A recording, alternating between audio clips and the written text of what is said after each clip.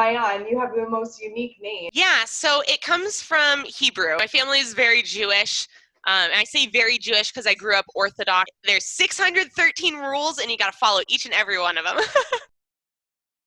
Because we have different like compasses within us, I think. There's the like truest compass of our soul that can override all other compasses. There's our passion compass. There's our pleasure compass. There's, you know, our fulfillment compass. And if you can focus in on that fulfillment compass, it doesn't matter if you can intellectually or cognitively find value in something, because the rest of your brain will be subconsciously working towards value creation, towards helping you achieve the things that make you feel that fulfillment. Our brain is so incredibly powerful that we can almost do nothing and just set intention and combine it with action and achieve incredible results. If you focus on that fulfillment, it doesn't matter what your job is, you'll find passion in it and make it your own, right? Because a job description only takes you so far, but if you're fulfilled by what it is that you're doing, you can expound upon that and use your creativity to really transform the role. So, no, let me touch on that real quick. That's a great point, because passion and curiosity tend to be tied together. I think the things that we're most passionate about, we always have a little bit more we want to learn or know or explore. I love that you're bringing up energy, though, because that is one of the guiding thought principles of everything I do. And it breaks down into many different things, but some of the core kind of principles around energy that I carry with me is that human beings are one of the only things that can create positive energy or negative energy from nothing, because pretty much everything you experience and feel runs through your brain. Even if you feel it in your soul or your heart, it's still getting processed through your brain. Focus more on the things you are conscious of. And I think one of the things that people are really conscious of are our feelings. Even though we're very practiced at ignoring them or tuning them out, it's actually incredible how aware of how we feel we are. And so I think if you can hone in on that, it makes you a pretty powerful being in terms of your ability to control and create your own energy. People do not hurt you with their words. And the proof of that is the fact that if someone said something you believed to be completely untrue about you, it wouldn't bother you. Like if someone said, "You are a crazy black man," you'd be like, "No, I'm not." Like, that's a weird thing to say, but like you wouldn't feel bad. Right.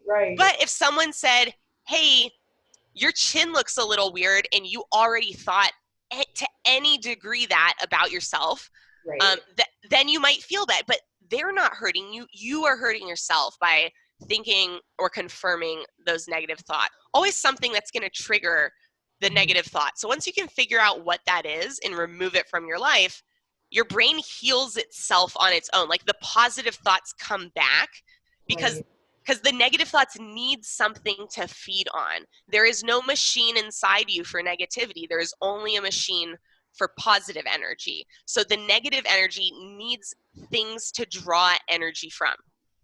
So once you cut it off and you starve it, it dies. All the kings had their queens on the throne. We would pop champagne. Right now, TikTok is more of a long-term strategy than, let's say, if your company is like super focused on sales, advertising, marketing, that's not what TikTok is as a platform. Now, do they have an advertising platform on TikTok? Yes. It's limited access, so it's not open to everyone. It is going to be open to everyone at some point, but it's not what the platform was built for. The platform was built for creating virality, creating community, and creating segmented audiences. So I think if any of those things sound like they'd be good for your business, TikToks are a really amazing place to be. Outside of that, it's a fantastic market research tool. I would say personal business research tool. So like whatever your company is or your business is that you work at or own or run, you can do wonderful customer research and customer feedback research before you launch products, before you send things out to your email list that does buy things. It's an amazing test audience, so to speak. TikTok is one of the most powerful momentum generators right now because you can go from being a nobody who no one cares about and is not interested at all to one of the most fascinating people in your industry. Like, what? So that's part of how I've, I think made a really big splash on LinkedIn. Is there's tons of marketers, there's tons of marketing agencies, but I've been able to break through, I'd say, the masses by being much more interesting than they are and having much more varied and deep experiences within business than other agencies have, where I've been my own business operator, where I've done more than a solid year of cold calling, where I've done email marketing, where I am the social media influencer at the same time. And I have this just like amazing, I think, diverse, unique set of experiences that have really primed me to be really, really good at this thing that I love to do. I was scrolling through my TikTok feed the other day and I came across someone who has so much talent. So I hit them up to see if they could create me a custom song, and this is what they made. Hey everybody, now here's a little song. Let me tell you a little bit about my friend Maayan. Long hair, big eyes, big fan of Gary Vee, but I'm a big fan of her glass blowing on TikTok. Don't scroll past. You can bet that she's about to blow glass. Then she'll blow your mind like so fast. Better go follow at World of Glass. But the best part about it is when you see that she's all about the positivity. Got that creativity. Don't get me started on her marketing company, because I know I could go on and on. So for now, that's just a little about my friend For me, Maayan. it's been a great self-growth tool doing video, because I knew that if I didn't like the video, it was because I didn't like how I looked in the video. Or sometimes how I sounded in the video. Now, the sounded part is very easy to change within a take. Okay, change your voice a little bit different, say it this way. Changing how you look is a much more deep core issue. I know a lot of professionals are worried about looking unprofessional on TikTok. I think that's the main concern with not posting their face. And I think it's like saying, I don't want to wear a bikini to the swimming pool. It's like, maybe you wouldn't wear a bikini out in public.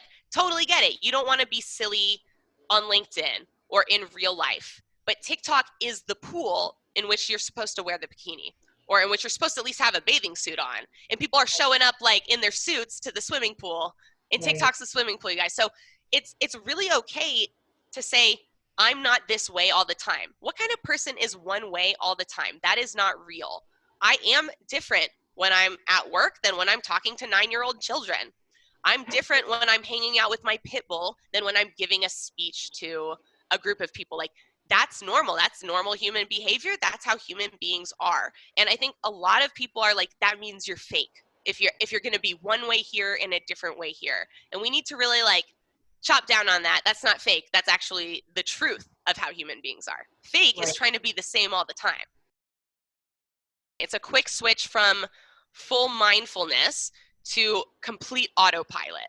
This is for people who are in a place where they feel stuck, or in a place at least stuck where they want to take action to improve their life, but every time they think about doing it or get up to the point of taking action, there's just so much I don't want to do it that they can't get themselves to do it. I would say cut off the time focus in your brain, meaning you're not thinking about the future, you're not thinking about the past, you're thinking about right now. And that if you can limit your time scope of your thought into thinking right now, you can will yourself through a thought to do anything. For example, jumping off a plane. This is a great example of it. People who are who are terrified of heights can get themselves to jump off a plane by narrowing their focus in to right now and thinking, I'm going to tell myself to jump and I'm just going to do it.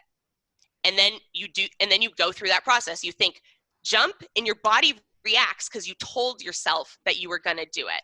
And it's a will. And sometimes people slip up and they go, they do that whole process and they don't jump because they let some other thought come in and distract them. It is a focus thing. If you can intensify your focus to go, I am going to jump when I think jump, and then you think jump and you do it, that's a really powerful thing. But you don't have to jump out of a plane to experience that. Autopilot, just like any other machine, right? It's a way to save energy, like cruise control, right? You get way better gas mileage on cruise control. And the same thing is true of your brain, that you get better mileage and energy out of it if it's doing a lot of things on autopilot in a way, especially where it's confident.